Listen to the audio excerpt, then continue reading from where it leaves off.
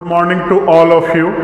आज के इस ऑनलाइन सेशन में हम लोग बाइनोमियल एक्सपेंशन के कोएफिशिएंट के बारे में इम्पोर्टेंट इंफॉर्मेशन देखेंगे कि information about coefficient of binomial expansion क्या होता है। तो सबसे पहले हम लोग बाइनोमियल एक्सपेंशन के स्टैंडर्ड फॉर्म को यहाँ लिख देंगे, जो होता है x plus y power n। तो पहला टर्म इसका होगा nc0 और पहले वाले के पावर में अपर लिमिट से लोअर लिमिट घटाते हैं तो n से 0 घटाएंगे तो n आएगा, और दूसरा जो वेरिएबल y है उसका पावर लोअर लिमिट ही दे देते हैं। तो पहला टर्म मैंने लिखा जिसको t1 बोलेंगे, और फिर t2 अगर लिखा जाए तो nc1 x का पावर n माइनस 1 और y का पावर 1 हो जाएगा। फिर अगर t3 लिखे तो nc2 x power n minus 2 और y2। t4 अगर लिखा जाए तो nc3 x n माइनस 3 और y3, और इसी तरह से बीच में एक rth टर्म लिख दें ncr। तो x का पावर क्या होगा, rth टर्म है तो यहाँ r माइनस 1 होगा, क्या कि जितना नंबर ऑफ टर्म है उससे एक कम लोअर लिमिट ले रहे हैं। तो x का power n minus r minus 1 और y का पावर r माइनस 1, और लास्ट में क्या लिखेंगे ncn और x n माइनस n0 और y का पावर क्या हो जाएगा n हो जाएगा। तो इसी को हम लोग क्या बोलते हैं, बाइनोमियल एक्सपेंशन बोलते हैं, और इसी के बारे में हमें इम्पोर्टेंट इंफॉर्मेशन देखना है। तो सबसे पहला इंफॉर्मेशन हो गया कि इसमें नंबर ऑफ टर्म्स देखेंगे कि नंबर ऑफ टर्म्स क्या होगा।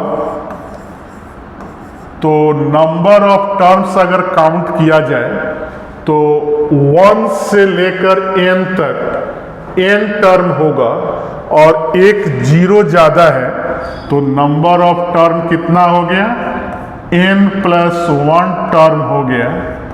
मतलब कि कह सकते हैं कि जो इंडेक्स है, पावर है, उससे एक ज़्यादा नंबर ऑफ टर्म आएगा। यहाँ मैं लिख दे रहा हूँ more than 1 of its index, मतलब कि जो पावर है उससे एक ज़्यादा। और सेकंड नंबर इंफॉर्मेशन हो गया कि एक्स वाई का जो कोएफिशिएंट है उसको बाइनोमियल एक्सपेंशन का कोएफिशिएंट बोलते हैं।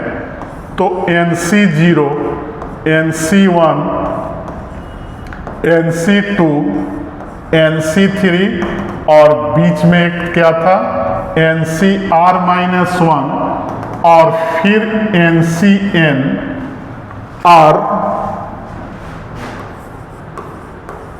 कोएफिशिएंट ऑफ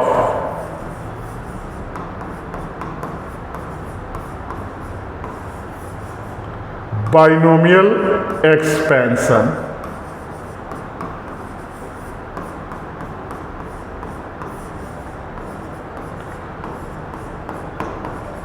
उसके बाद का इंफॉर्मेशन देखें, थर्ड नंबर इंफॉर्मेशन। तो थर्ड नंबर इंफॉर्मेशन हो गया कि जनरल टर्म अगर इसका लिखा जाए तो जनरल टर्म को हम लोग rth टर्म बोलेंगे। तो rth टर्म अगर लिखें तो क्या आएगा, टी आर का वैल्यू एन सी एक कम हो जाएगा और x का पावर अपर लिमिट से लोअर लिमिट माइनस करेंगे और y का पावर क्या होगा, लोअर लिमिट ही हो जाएगा। यहाँ मैं नाम लिख दे रहा हूँ, n को हम लोग बोलते हैं अपर लिमिट ऑफ c, नाम से याद रखना है। और r-1 को हम लोग बोलते हैं लोअर लिमिट। तो अभी तक हमने कितना इंफॉर्मेशन देखा, टोटल 3 इंफॉर्मेशन देखा। एक तो देखा कि नंबर ऑफ टर्म्स, फिर हमने देखा कि कोएफिशिएंट क्या होता है, और उसके बाद जनरल टर्म को कैसे लिखेंगे। फिर आगे मैं 4 नंबर पर चल रहा हूँ, तो 4 नंबर में आएंगे तो सारे कोएफिशिएंट के बीच में क्या रिलेशन होता है। तो अगर सभी कोएफिशिएंट को ऐड कर दिया जाए, NC1 फिर NC2 NC3 और मैं लास्ट लिख दे रहा हूँ NCN, तो इसका वैल्यू याद रखना है 2 का पावर n होता है। और अगर 5 नंबर लिखा जाए NC0, फिर मैं माइनस कर दिया, फिर प्लस, फिर माइनस, माइनस प्लस आगे बढ़ते जाए और लास्ट में क्या मैंने लिख दिया, -1 का पावर n NCN, तो इसका वैल्यू 0 होता है। और 6 नंबर देखें, अगर 0 लिखें यहाँ प्लस फिर एक टर्म छोड़कर 2 लिखा जाए, फिर 4 लिखा जाए और फिर इक्वल होगा, अगर 1 से शुरू करें और एक एक टर्म छोड़ के लिखा जाए NC3 प्लस NC5 और ऐसे ही डैश डैश कर दें, तो इसका वैल्यू 2 का पावर n-1 आएगा। और फिर 7 नंबर जो इंफॉर्मेशन है मिडिल टर्म का है कि मिडिल टर्म कभी कभी 1 होता है और कभी कभी 2 होता है, इसीलिए हम लोग मिडिल टर्म और टर्म्स लिखते हैं। तो इसके लिए कंडीशन है कि अगर पावर n ऑड है तो मिडिल टर्म 1 होगा, लेकिन अगर पावर इवन है तो मिडिल टर्म 2 होगा। तो यहाँ मैं दोनों केस में मिडिल टर्म बता दे रहा हूँ। केस 1,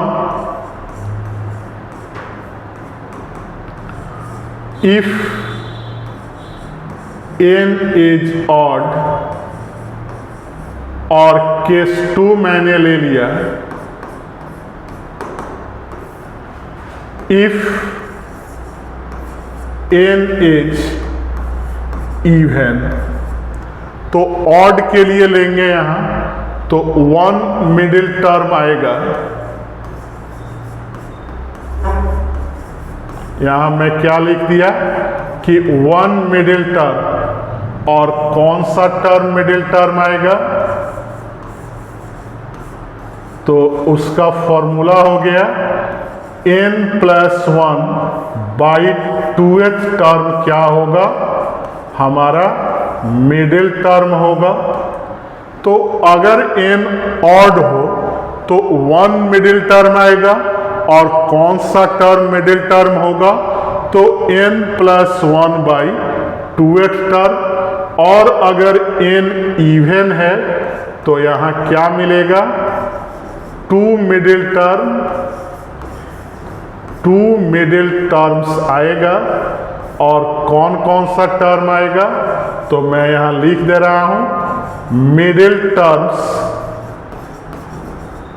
इक्वल टू, एक तो n/2th टर्म होगा, n को 2 से डिवाइड कर देंगे, और दूसरा होगा n/2 + 1th टर्म।